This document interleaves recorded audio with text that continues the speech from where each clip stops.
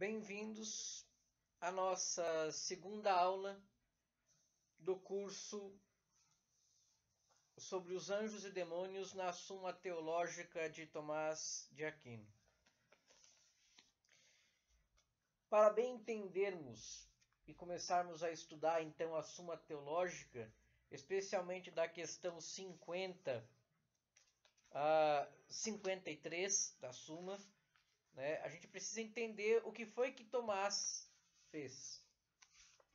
Simplesmente Tomás, para estudar a natureza angélica, a natureza dos anjos, ele pegou os principais conceitos da matéria cosmologia filosófica ou filosofia da natureza, da physis, que se estuda a natureza, os principais conceitos, e aplicou aos anjos. Então a gente vai ter uma introdução à cosmologia filosófica, a esses conceitos, para poder entender as primeiras questões da Suma que iremos estudar. Tomás, ao estudar então a natureza angélica, ele pega os principais conceitos de cosmologia filosófica ou da filosofia da natureza ou da physis ou física e aplica aos anjos. Dessa forma, então, ele estuda a natureza angélica. Para tanto, precisamos estudar os principais conceitos de cosmologia para entendermos a natureza angélica. O estudo da filosofia aborda a natureza ou o mundo material que cerca o homem e que também é o próprio homem. Constitui-se assim a filosofia da natureza. Esta estuda os corpos ou as substâncias quantitativas, abstraindo das notas particulares das mesmas e como uma das características dos corpos como tais é a mudança ou movimento local, quantitativo ou qualitativo. Disse que a filosofia da natureza estuda o ser móvel como ser móvel. Divide-se em dois tratados, o da cosmologia filosófica e o da psicologia filosófica. A cosmologia parte da observação das propriedades mais gerais dos corpos, procurando chegar à definição da essência dos corpos que essas propriedades manifestam. Acrescenta-se a este estudo da vida e tem-se a seguinte divisão. Primeiro, as propriedades gerais dos corpos. A. Quantidade. A1. Descontínua, o número. A2. Contínua. A contínua se divide em simultânea, que é a extensão com seus efeitos, formais, que são o lugar e o espaço. E B, a sucessiva, que é o movimento e o tempo. Tem também as qualidades sensíveis. A essência e a natureza dos corpos, o helimorfismo, a matéria e a forma e a vida. Propriedades gerais dos corpos. A quantidade. Descontínuo. A quantidade descontínua é a que se conta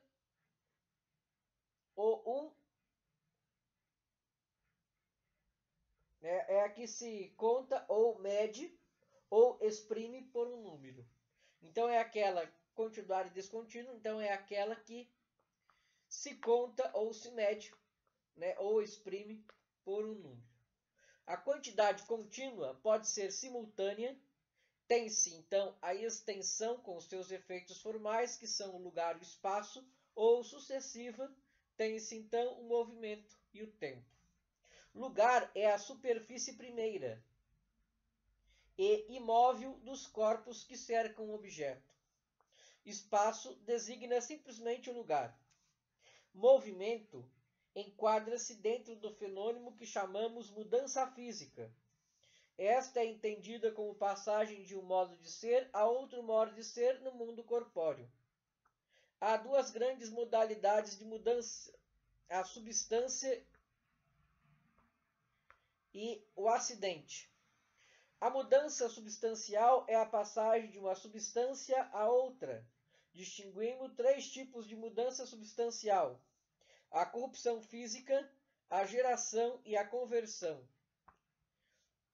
A mudança acidental é a passagem num corpo físico de um modo de ser acidental ao outro modo de ser acidental.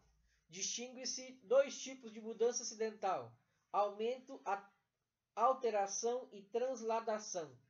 A mudança acidental é demorada e contínua. Mudança é a passagem da potência ao ato. O tempo é a medida do movimento. Há três modalidades de tempo: o tempo vivido, o tempo abstrato e o tempo objetivo. Os elementos do tempo: passado, presente e futuro. Duração que tem começo e fim. Tempo.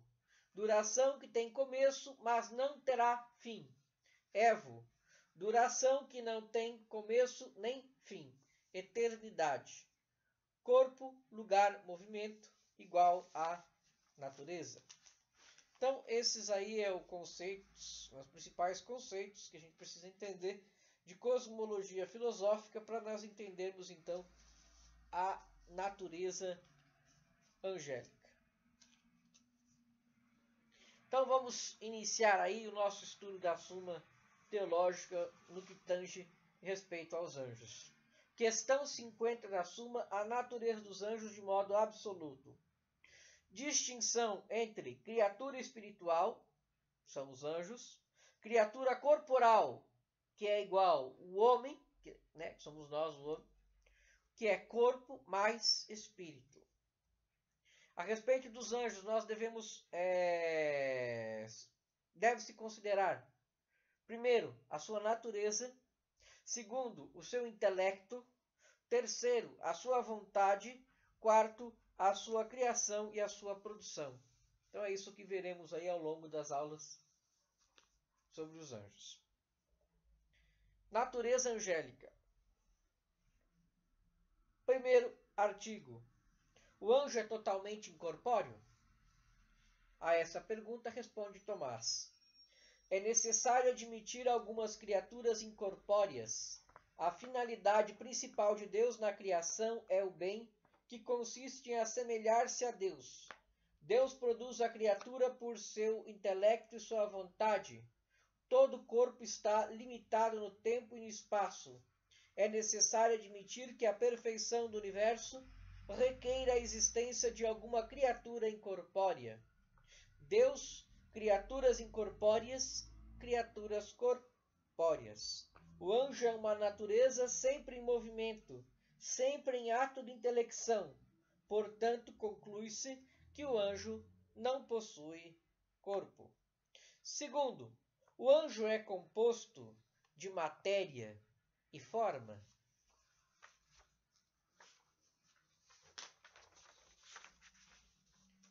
Resposta de Tomás: é impossível haver uma única matéria para as realidades corporais e para as espirituais.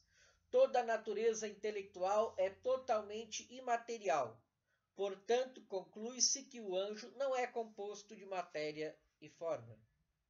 Terceiro, os anjos são em grande número? Os anjos, no entanto, são substâncias imateriais, constituem uma multidão imensa e superam toda a multidão material. Quarto, os anjos se diferem pela espécie? Os anjos se diferem pela espécie porque são incorpóreos e não são compostos por matéria e forma. Quinto, os anjos são incorruptíveis? É necessário afirmar que os anjos são incorruptíveis por natureza, e a razão é que uma coisa se corrompe unicamente porque sua forma é separada da matéria. Sendo o anjo uma forma subsistente, sua natureza não pode ser corruptível, ela é incorruptível. Questão 51. A comparação dos anjos com os corpos. Primeiro artigo. Os anjos têm corpos unidos a eles naturalmente? Os anjos não têm corpos que lhes sejam naturalmente unidos. Nem todas as substâncias intelectuais estão unidas a um corpo. Algumas existem separadas dos corpos e a estas nós chamamos anjos. Segundo, os anjos assumem os corpos? Santo Tomás, nesta questão, esforça-se para explicar as aparições dos anjos relatadas pela Bíblia. Diz Tomás que, uma vez que os anjos não são corpos e não têm corpos que lhes sejam naturalmente unidos, resta que assumam às vezes os corpos como testemunha à Sagrada Escritura.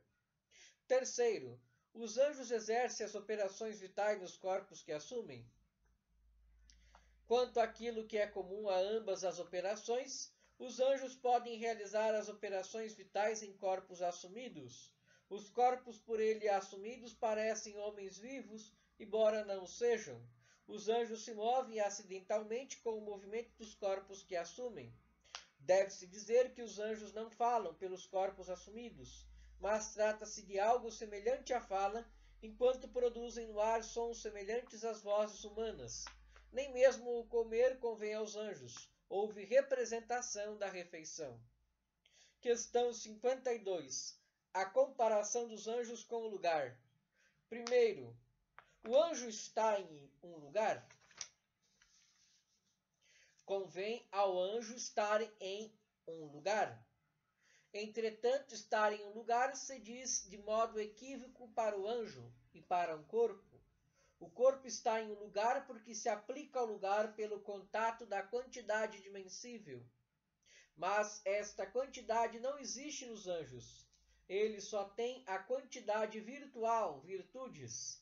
É, portanto, pela aplicação do poder angélico a um lugar, de certa maneira, que se diz que o anjo está num lugar corpóreo.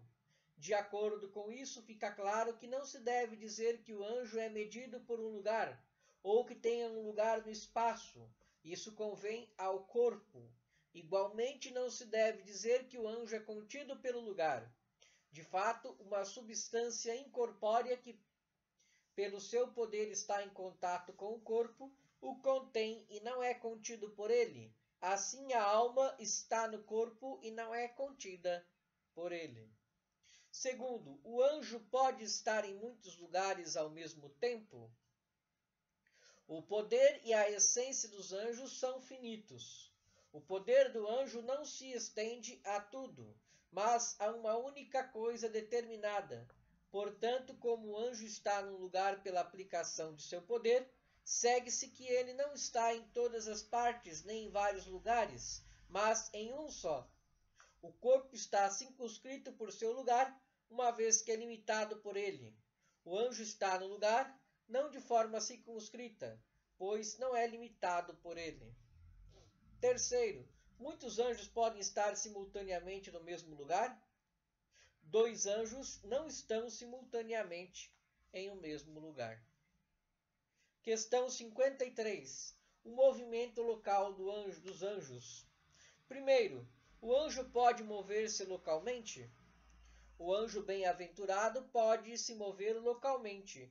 O anjo não é medido e contido pelo lugar, mas o contém. Logo, não é necessário que o movimento local do anjo seja medido pelo lugar. É um movimento não contínuo. Eles não podem estar em muitos lugares ao mesmo tempo. Ele pode deixar de uma só vez e inteiramente o lugar e aplicar-se de uma só vez e inteiramente a outro lugar. Segundo, o anjo atravessa o espaço intermediário. O anjo pode aplicar-se a um lugar como quiser, passando ou não passando pelo espaço intermediário. Terceiro, o movimento do anjo é instantâneo. O movimento do anjo é no tempo contínuo. Se seu movimento é contínuo, no tempo descontínuo, se seu movimento é descontínuo, pois o anjo pode mover dos dois modos. A rapidez do movimento do anjo não depende da grandeza de seu poder, mas da determinação de sua vontade. O movimento do anjo é local. O anjo pode num instante estar num lugar e no outro instante em outro lugar. Então, é mais ou menos aí para explicar um pouquinho, né, sobre essa questão, né? O anjo pode estar aqui e de repente pode estar em outro lugar, né? Ele não é que nem a gente tem que sair de uma peça e ir em direção a outra. Imaginemos aí uma casa que tem uma sala, quarto, várias peças, tem um corredor.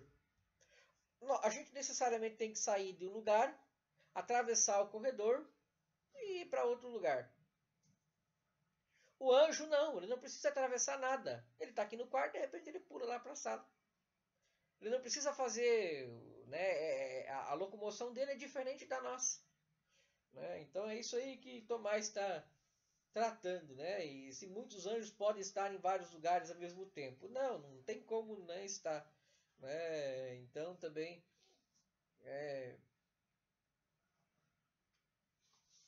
em questão aí desse movimento, em questão também de lugar, de corpo, aí foi mais ou menos isso. Para concluir, quem são os anjos? Espíritos puros.